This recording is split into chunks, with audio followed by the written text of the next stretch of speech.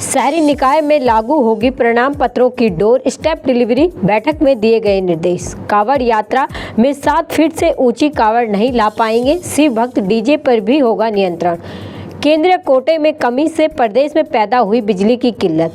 अब दून के control room में भी टिहरी समेत प्रदेश के 15 बांधों का नियंत्रण। अलकनंदा नदी का जलस्तर बढ़ने से बह गया वैकल्पिक मार्ग, बद्रीनाथ मास्टर प्लान का काम बंद।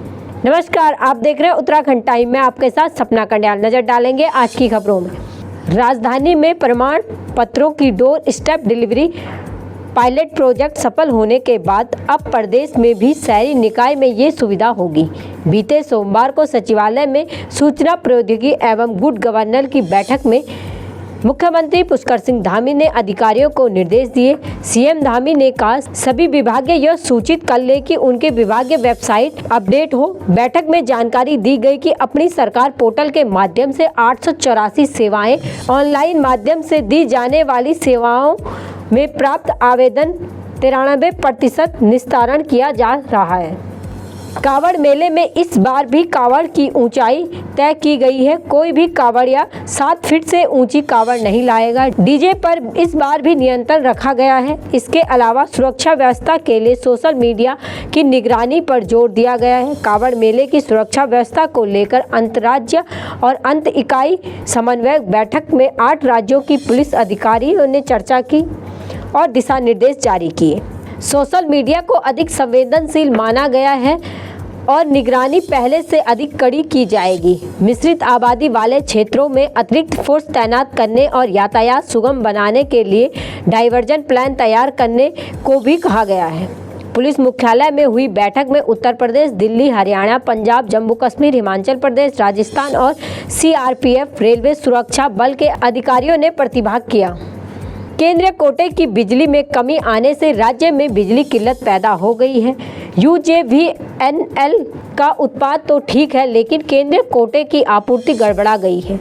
वर्तमान में प्रदेश में 5 करोड़ यूनिट के सापेक्ष 3 करोड़ यूनिट बिजली ही उपलब्ध हो पा रही है। बाजार से रोजाना 1 करोड़ यूनिट बिजली खरीदनी पड़ रही है। गर्मी के सीजन में प्रदेश में बिजली की मांग 6 करोड़ तक पहुंची, जिसमें सापेक्ष यूपीसीएल लगभग पूरी आपूर्ति करने में कामयाब रहा। बरसात आने के साथ ही राज्य में बिजली की मांग गिरकर 5 करोड़ यूनिट तक आ गई, लेकिन इसके सापेक्ष बिजली की उपलब्धता भी घटकर 3 करोड़ यूनिट आ गई। यूपीसीएल को रोजाना बाजार से करीब 1 करोड़ यूनिट बिजली खरीदनी पड़ रही है।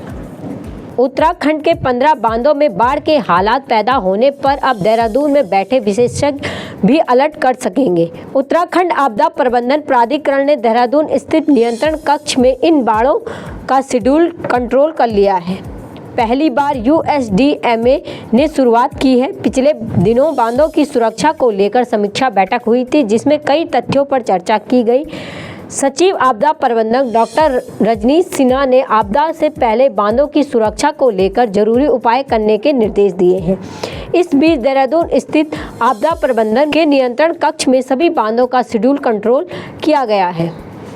अलकनंदा नदी का जलस्तर बढ़ने से बद्रीनाथ धाम में मास्टर प्लान के कार्य के लिए बनाया गया वैकल्पिक मार्ग बह गया, जिससे इस क्षेत्र में रिवर फ्रंट का कार्य बंद हो गया। इससे कंपनी की कुछ मशीनें फंस गई। कार्यदायिनी संस्था की ओर से यह वैकल्पिक मार्ग किया जा रहा है। बद्रीनाथ धाम में मास्टर प्लान के तहत रिवर फ्रंट के कार्य चल रहा है। बामनी गांव के नीचे डंपर और जेसीबी मशीन सहित मजदूरों के कार्यस्थल तक पहुंचने के लिए कंपनी ने अलकनंदा नदी किनारे वैकल्पिक मार्ग तैयार किया था। इसके साथ ही बीते दिन बद्रीनाथ धाम में हुई तेज बारिश से अलकनंदा नदी का जलस्तर काफी बढ़ गया, जिससे वैकल्पिक मार्ग नदी में बह गया। मार्ग बहने से निर्माण कार्यों में लगी मशीनें भी दूसरी ओर फंस गई। बाकी की तमाम खबरों के लिए जुड़े रहे हमारे साथ और देखते रहे उत्तराखंड टाइम।